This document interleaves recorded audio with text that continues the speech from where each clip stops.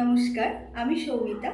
As a yoga teacher আপনাদের জন্য আগের দিন থেকে একটা সিরিজ স্টার্ট করেছিলাম, যেটা একেবারেই যারা নিউ বিগিনার্স মানে নতুন যারা ইয়োগা স্টার্ট করছে বা নতুন মা যারা, তাদের জন্য।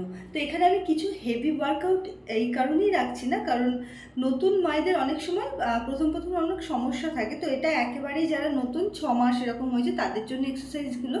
তো নেক্সট যখন আমি 1.5 বছর হয়ে গেছে বাচ্চার বয়স, তাদের জন্য এক্সারসাইজ দেবো, তখন আমি একটু হেভি ওয়ার্কআউট দেবো। তো এখন নর্মালি কিছু সমস্যার কথা মাথায় রেখে আমি যেগুলো ফেস করেছি, একেবারেই আমি যেগুলো ফেস করেছি আমি সেই রকমভাবেই ভিডিওটা বানাচ্ছি। তো এতে যদি কারোর হেল্প হয় আমার খুব ভালো লাগবে। চলুন বেশি কথা না বলে আগের দিন যেগুলো দেখিয়েছিলাম তারপর থেকে নেক্সট স্টার্ট করি। তো ব্যাক পেনের কথা মাথায় রেখে আমি দেখাচ্ছি ফার্স্ট এক্সারসাইজ, সেতু বন্ধাসন। খুবই ইজি। এইভাবে শুলেন, দুটো হাত দুপাশে রইল, পা এভাবে হাঁটু মুড়ে একটু ভাঁজ করে নিলেন। এবার শ্বাস নিলেন, যতটা সম্ভব এইভাবে ততটা পেটটা ঠেলে আপনার কোমরটাকে তুলতে থাকবেন। প্রথম হয়তো পারবেন না, পরে এইভাবে গোড়ালিটা টাচ করতে পারবেন। ফার্স্ট স্টার্ট করবেন এই পজিশনে, খুব ধীরে ধীরে শ্বাস নেবেন, শ্বাস ছাড়বেন। Inhale, exhale. এইভাবে 10 কাউন্ট করবেন, 10 সেকেন্ড। প্রথম 10 সেকেন্ড বা পরেও 10 সেকেন্ড থাকলেও হবে। দিয়ে ধীরে ধীরে শ্বাস ছাড়তে ছাড়তে নামাবেন।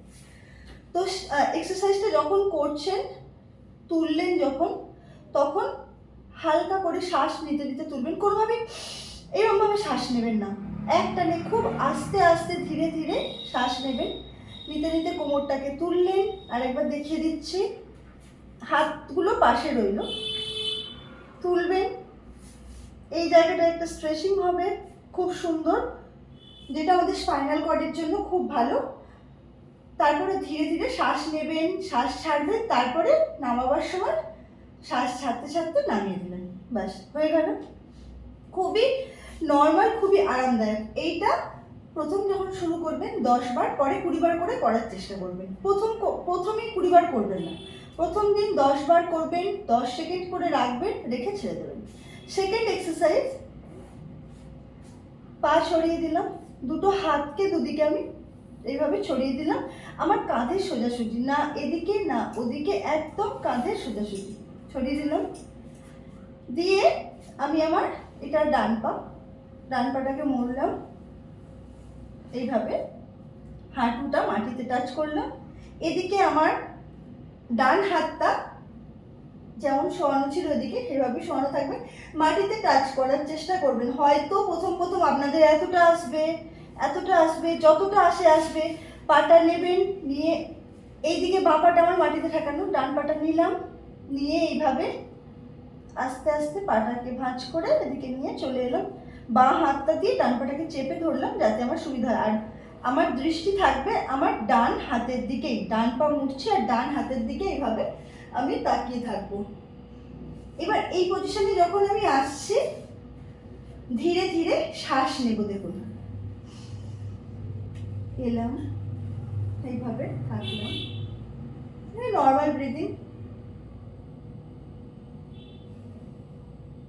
তারপরে যখন ছাড়ছি, 10 সেকেন্ড থাকার পর ছাড়ছি, শ্বাস ছেড়ে দিলাম, যেটুকু শ্বাস নিচ্ছিলাম ছাড়ছিলাম, তারপরে ছেড়ে দিলাম। ঠিক আছে? এরপর এই একইভাবে আমি আমার বাঁ পাটাও করবো, সেম পজিশনে। দেখুন আমি তাকিয়ে আছি আমার বাঁ হাতের দিকে, আমার বাঁ হাতটা পুরো মাটিতে শোয়ানো। আপনাদের প্রথম এরকম হবে, এরকম পাটা উঠে থাকবে, ওটা কিছু না, বেশি টানাটানি করবেন না, তাতে লেগে যেতে পারে। এটাকে বলে সুপ্ত মৎস্যান্দ্রাসনা। ঠিক আছে? এটা কোমরের একটা ভালো টুইস্টিং। এটা করলেও খুব ভালো একটা স্ট্রেচিং হবে, আমাদের স্পাইনাল কর্ডে অক্সিজেন পৌঁছাবে। আমাদের বেশিরভাগ প্রবলেম এই কারণেই হয়, কারণ আমাদের স্পাইনাল কর্ডে অক্সিজেন পৌঁছাতে পারে না। আমাদের শরীরে যেসব জায়গায় অক্সিজেন পৌঁছাতে পারে না, সেই জায়গাগুলো না অসুস্থ হয়ে যায়। তাই আমাদের দরকার রেগুলার ইনহেল এক্সহেল। আমি আস্তে আস্তে আসবো, এই সিরিজটা শুরু করেছি, আমি আস্তে আস্তে সব কিছু দেখাবো ধীরে ধীরে। নেক্সট যেটা আমরা করব সেটা অনেকেই জানেন, খুব পরিচিত একটা এক্সারসাইজ, হয়তো অনেক সময় ফোনে দেখেওছেন, খুবই পরিচিত একটা এক্সারসাইজ, সেটা হচ্ছে ক্যাট অ্যান্ড কাউ। এইভাবে ঘোড়ার মতো, আমি ঘোড়ার মতনই বলছি, বাচ্চাদের ঘোড়া ঘোড়া খেলা হয় এইভাবে, এইভাবে হাঁটু মুড়ে, খুব বেশি দেখুন দুটো হাঁটুর মাঝখানে, এদিক থেকেও দেখিয়ে দিচ্ছি, দুটো হাতের মাঝখানে যে গ্যাপ থাকবে, দুটো পায়ের মাঝেও সেই গ্যাপ থাকবে। আমি আপনাদের দেখানোর জন্য এইভাবে সামনের দিকে দেখালাম, আবার ঘুরে যাচ্ছি এইভাবে। এবার কি করবেন, শ্বাস যখন নেবেন আপনার কোমরটাকে এইভাবে ঢুকিয়ে দিয়ে ঘাড়টা তুলতে হবে। এই দেখুন, এই আমি শ্বাস নিলাম, শ্বাস ছাড়ছি, যখন পিঠ ঠেলে মাথাটাকে হাতের মতো ঢোকানোর চেষ্টা করছি, আবার শ্বাস নিচ্ছি,